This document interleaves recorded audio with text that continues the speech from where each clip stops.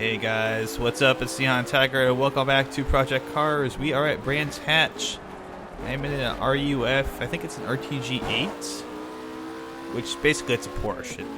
They're Porsches, but they're not licensed Porsches. So, well, I mean they are licensed tuner Porsches, but you know we don't have the Porsche license. They're very finicky about those things apparently, because you know, even Forza can't get them.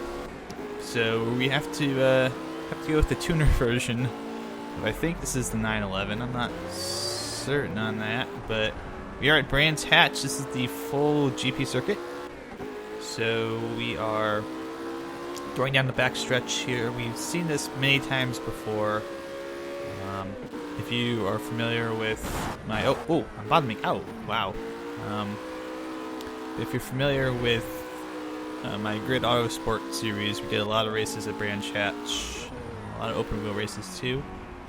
So I am in the practice mode here, just trying to get an idea. Oh, keep bottoming out. Wow. Yeah, off I go into the gravel trap. That doesn't count. The brakes seem a little stiff on this one. They're not quite slowing me down quickly enough. This is a gorgeous car, by the way. I mean, look at that. How can you not like that? But I don't know why I'm bottoming out on this track. There's an Audi R8, I believe, if I remember my Audis correctly. Going into the pits there, it was in front of me. So you probably have remembered how this track goes. We have the sharp right-hander to start with, downhill all the way, bottoming out again. God damn it. Into the hairpin turn here. Go around here. There's a left-hander, and then depending on the course, the next left-hander is a little bit different. So it's either a slight left into the sharp right turn for the Indy circuit. So yeah, right there. You go right there if you're going to the Indy circuit. If you're going on the full circuit, it's more of a sharper left turn. We kind of got this boxed shape area up here, which is the right turn, then the triple apex right turn. After that, oh my goodness, it's going to be so annoying. So yeah, this is the very fast right-hander, which I'm taking very slowly. At least my time counts there. Oh, break a little bit. Remember that being a little bit quicker in Grid, but and again, Grid is more arcade style, and this is more sim. So you got that left-hander into this right-hander. It leads out into the front stretch. It's fairly basic. We've seen this before. They haven't really changed a whole lot in the Project Cars version of it. It's all fairly similar. I mean, Brands Hatch is it's a fairly popular track, especially for a lot of these companies that are based in the UK, like Codemasters, like Slightly Mad Studios. It's a lot easier for them to get the licenses to, you know, Brands Hatch and Silverstone than it is to have to deal with, you know, Suzuka and like all these other countries where there might be a language barrier in between them. So down here one more time. This is not a particularly bad car to drive, by the way. The bottoming out thing is weird, and I don't recall that happening before. But yeah, that seems like that's just a weird hitboxy thing. Maybe this car does bottom out a whole hell of a lot. I don't know. I don't know. Alright, so go through this section again, maybe a little bit faster than last time. Would be nice. A full second behind, jeez. Where did we lose that time at? I wonder if we're losing time bottoming out. I don't know. It sure seems to be something we're doing all around the track here. I don't know, maybe the tire pressures are too low. That could be a case. Make the car bounce a little bit more if the pressures were lower, the suspension was a little too bouncy. Well, we're in P1 for now for practice. I'm gonna do like maybe 1 or 2 more laps, and then, well, I won't show them to you unless something incredible happens, but then we'll go ahead and cut to qualifying, and we'll get this bad boy underway. Alright, so this is a really, I can see right there, I'm just going to mention, this is a really interesting showdown here. What we've got is a whole bunch of different cars. We've got track cars, we've got, you know, high-end production cars, we've got basically tuned cars like the RTG8 that I'm driving around. Like it's a BAC mono up there, I think, which is it's a track car. I saw some Caterhams, there's some Ariel Adams around here somewhere. There's a couple like Audi R8s, the SLS AMGs in here somewhere. I saw one of those on the timing sheet. So we've got quite a diverse group of cars here, and we're all competing in the same class. So it's not like there's, you know, Class B and Class C, and I'm like the best in Class C. It's more like we're all kind of competing together. Oh, I'm still bottoming out. I have not figured out what's causing that yet, but it's not slowing us down, so I'm not gonna complain too much about it. See if we can get up behind this BAC mono here and get past him. I should be able to pass him, though. It's a very fast car. It's built, these kind of cars like the Ariel Atom, and the mono, and you know, the Caterham that I also saw. We raced the Caterham before. Those are all built for track days, and for actually taking it to like a Brands Hatch or a Snetterton or like an Alton Park, something like that, and actually going out and racing them. So we should have a good lap here. I'll have a slow lap because he's on the outside. Oh. Okay. Ow. Oh, damn. Oh.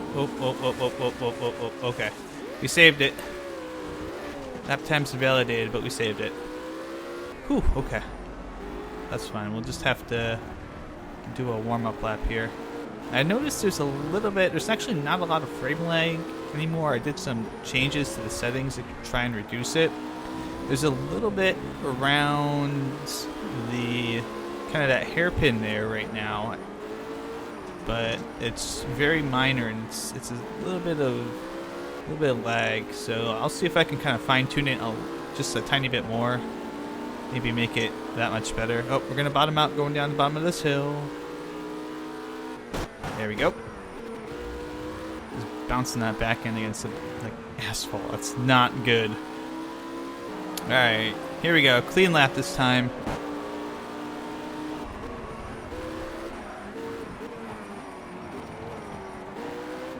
Stay on the track. That was not the best, but we got past them. That's good. So we can actually have a good run hopefully this time around.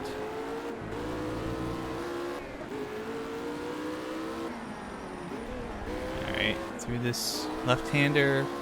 Into the other left-hander.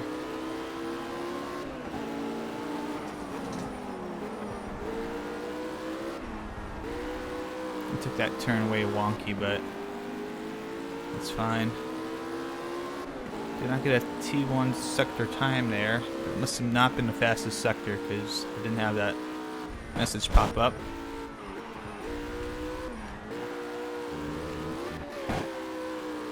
Alright, so head down into the triple apex right-hander here.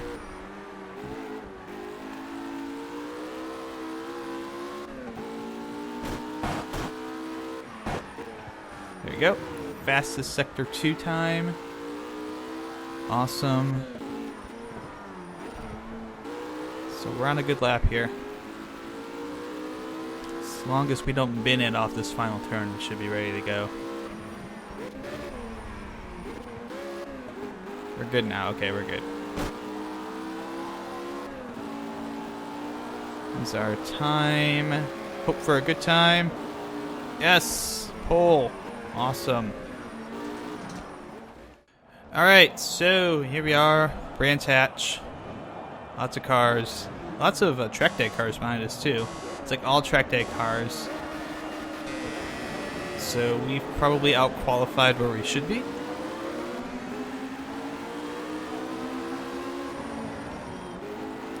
gonna take the inside line here, and the outside line would be quite popular with everybody.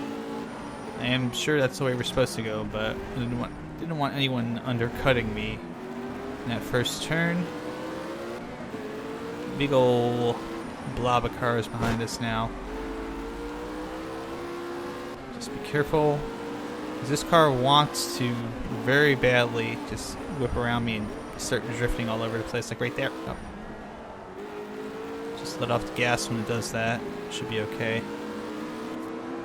Oh, somebody went. Whoa, whoa, whoa! Somebody went way wide there. Way wide. Way, way, way wide. Surprised they didn't wreck back there.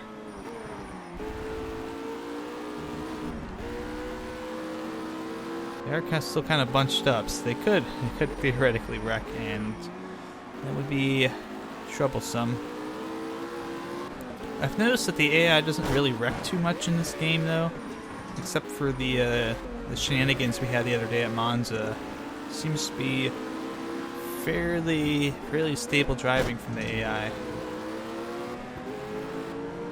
Just got this one mono that's behind me that won't go away. Whoops. Brake if you need to. And first lap in the lead. I'll take it. Alright, so again, we gotta go kind of heavy on the brakes here. Down to the first turn. Nicely done. And the hairpin. That's much better. I like the fact that you can see the cars kind of coming down that first turn hill. It's very nice. Get off the curb, thank you. So yeah, we've basically just got to stay ahead of these monos, and I think there was an Adam that was behind there too. We have to stay ahead of those guys because they will pass us, and they're purpose-built track cars. They're meant to go fast around these kind of tracks. They're not necessarily meant to be, street legal cars. They're kind of more meant to be, hey, I want to go fast, like a race car. So once they get out in front, they're gonna probably leave us in the dust. Oh, still bottoming out all over the place. I don't know what's causing it.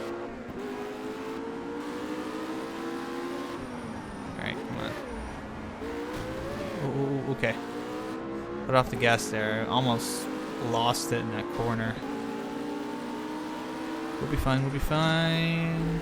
Complete lap number 2. Brands Hatch really is a fun track to race at. It doesn't feel like, the layout of the track is purposely, built to be very, very, very hard. It's easy to learn it, but it's tough to master, which I guess could be the same about all tracks, but Brands Hatch really, especially with all the different types of corners it has, just really feels like it fits that kind of description. Like you have that first turn, we have the apex is not really in the middle of the turn, it's actually kind of toward the end of it, it feels like to me. And we have the triple kind of apex turn one we're coming up here on, where it's like the right, and then another right. It's just very fast, but it's also at the same time very demanding on the amount of stress you have to put on the wheel to get the turn just right at the right spot. So right here, I mean, you would think that these corners would be, this one's really fast. You would think this one would be similar, but it's not. You have to slow down a little bit for it. And you have this another right-hander here. And all those right-handers, and it throws you a left-hander all of a sudden. It's just like, hey, you've been turning right for so long. I thought we might want to make you go left instead. There we go. And then we got this kind of this right-hander that starts sharp, but opens up onto the curved front straight area. Lap 4. Alright, 2 more laps to go and we got this. Yeah, the apex of the corner feels like it's right about here instead of being, a little further up the side of the hill. You got just a nice little hairpin. There's not a lot of modern, stylings in Brands Hatch where it has these big long straights and there's like a chicane or a hairpin and goes into another big long straight, and there's a lot of high-speed corners, so you're going fast and slow and fast and slow and fast and slow. It really feels kind of more like you have these technical sections where you have to hit the corners just right, and then it opens up onto the shorter straightaway, and then that leads to another technical section. So yeah, these older tracks, I know a lot of people are kind of down on some of the newer tracks because they all do have that flavor to them where they're, they feel like they've been built with a machine more than with the idea of really being like a skill track where you have to think and spend hours, getting just this one corner just right, or it's going to screw you up and throw you for a loop on your lap. And you're a new second place guy, huh? Did our old guy kind of get knocked off the road or something? Oh, whoa, whoa, whoa. He went off. Did you see that? He went off on the side there, just randomly. So we've got a big cushion here at the end. Last lap. Yeah, the new tracks, are good. Some of them are good, but I don't really feel like any of them are great compared to some of the older tracks in the world. All these ovals that they have out there are kind of cookie cutter here in the U.S. There's a lot of ovals where the design of the track is not necessarily unique anymore. They all kind of have this formulaic feel to them because there's a certain type of oval that produces a certain type of racing that was really popular for a while because it was seen as competitive. So basically you had all these tracks that kind of copied the old Charlotte layout, and Texas is similar. Atlanta, they changed Atlanta to be similar to those tracks. Atlanta's a little bit different though because it still has some of the old character. But you take look at a lot of tracks, they have this 1.5 mile tri-oval shape to them, and there's some changes. Some have like a little short stretch on the start finish line, some are kind of curved. They all are fairly similar, and I know there's a lot of people that don't like that, myself included. But I kind of wish more tracks, just in general, wouldn't just be these super designed tracks. They would have purpose to them. And we won our race. But yeah, Brands Hatch is an awesome little track. We've got ourselves another win here in the Road TD Brands Showdown. Did not get fast lap. Luis Miguel Lopez did, but we still won. That's all that matters. Champion! Yes! That's all that matters to me.